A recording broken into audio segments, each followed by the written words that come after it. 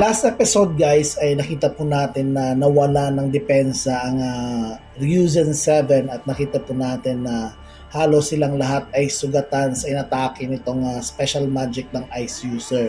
At maliban pa dyan ay ang isa sa mga kasama ni Sister Lucy ay gumamit ng isang beast magic kung saan ang tawag nito ay boogeyman, kung saan kung ano ang weakness mo ay yung halimaw naman na sinumon niya ay magta-transform ng ganon. Mabuti na lang guys na sa panahong kapatay na sana si Ichika ay bigla na lang sinangga ni Asta ang atake ng kalaban. So magpapatuloy po ang ating next episode sa 348 ng Black Clover. So wag po natin kalimutan na mag-subscribe sa ating channel para mas updated po tayo sa ating mga videos.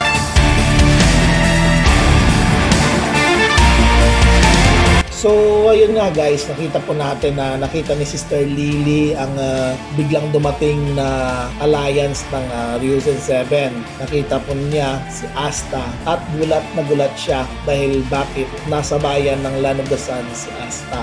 At nung dinipensa naman ni Asta itong si Ichika guys ay na-discern po ni Levi at ni Asta ang kanilang kalaban na ito ay parang hallucination, na parang ito ay isang relative ni Ichika. Siyempre, itong si Asta ay gumagamit din ng black magic. Siyempre, ang kalaban niya rin ay gumagamit din ng puro dark magic at galing pa kay Lucius Socrates. Kaya madidiscern niya ang lahat ng mga ability at mga magic ng kalaban. Yun yung napansin niya sa boogeyman. So, tumawa na lang itong beast user guys dahil sinabihan niya si Asta na ang mga kasamahan mo ay napakamahina. Kaya nga ginamit ko itong boogeyman magic dahil alam kong lahat kayo ay may weaknesses. So yun yung sabi ng kalaban. So nakita po natin na parang nanginginig sa takot itong si Ichika guys at tinawanan lang ito ng beast user guys at sinabihan pang nakakaawa at sinabi din ng beast user na kahit sinong tao ka man ay meron tayong kinatatakutan. Siyempre, alam ko naman yun na lahat tayo, kahit ikaw, Asta. Yun yung pagkasabi ng beast user. At sinabihan din niya sa Asta na kung ako sa'yo, Asta, ay magpatalo ko na lang at maging alagad ni Master Lucius. Yun yung sinabi ng beast user. Dahil alam kong hindi mong matatalo si Master Lucius. So yun yung sabi ng beast user. Pero sabi ni Asta, alam kong malakas ang master mo. At alam kong hindi naman ako masyado pang malakas. Pero naniniwala ako sa sarili ko na kaya kong talunin ang lahat ng nasa harapan ko. Hindi man ako kasing galing ni Yuno, pero kaya kong galingan ang sarili ko at umangat na mas maangat pa kay Yuno. Yun yung sabi ni Asta guys. At in-slash ni Asta ang kanyang kabugiman. Dahil ang kanyang kabugiman ay si Asta din, yung kanyang sarili. So nahati yung halimaw na sinumon ng beast user at sinabi ni Asta sa beast user na hinati ko na sa dalawa ang aking weakness at ito naman ay kinagulat ni Ichika at maya-maya ay biglang dumating si Takiyoga. Ang kolokoy na yan, hindi ko ma-expect na sa ginawa naming training ay malalampasan niya ako bigla. At sabi naman ni Ichika, Master Takiyoga, andyan ka pala, pasensya po. So, nakalampas guys si Asta sa training ni Takiyoga guys dahil siguro dinouble time ni Takiyoga ang pagtitraining niya kay Asta.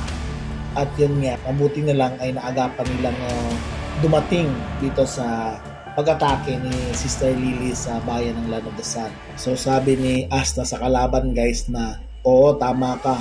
Hindi ako kasing lakas ng amo mong si Lucius. Pero, naging malakas ako dahil may pinoprotektahan ako at merong mga taong magpoprotekta din sa akin.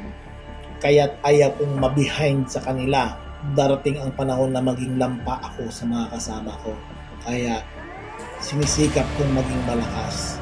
Yun yung sabi ni Asta sa beast user guys.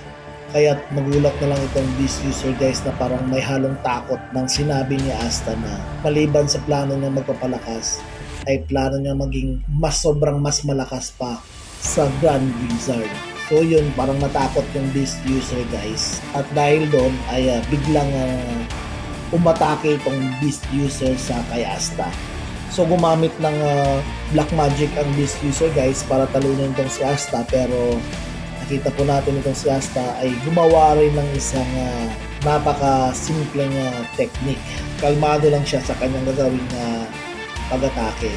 At akala ng Beast User guys na hindi na siya makikita ni Asta dahil sobrang bilis niya, kaya inatake niya ito sa likod. Pero bigla itong lumingon si Asta sa kanyang likod guys at tumingin sa kanya. At yun, sapol na sapol.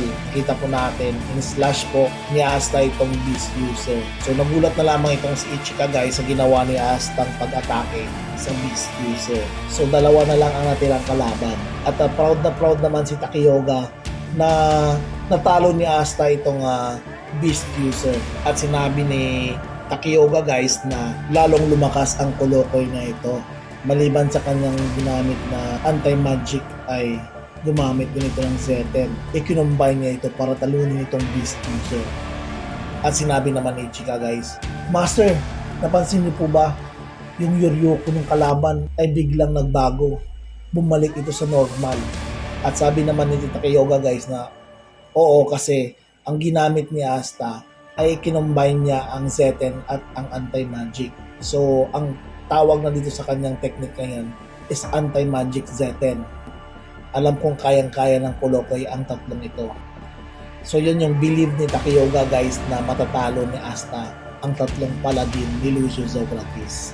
At pagkatapos ay si Asta ay humarap at tumingin sa taas kung saan nandyan si Sister Lily.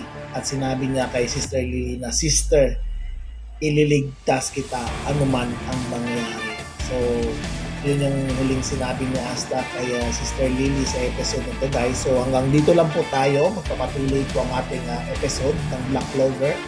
So wag po natin kalimutan na mag-subscribe sa ating channel para mas updated po tayo sa ating mga videos. Ingat guys!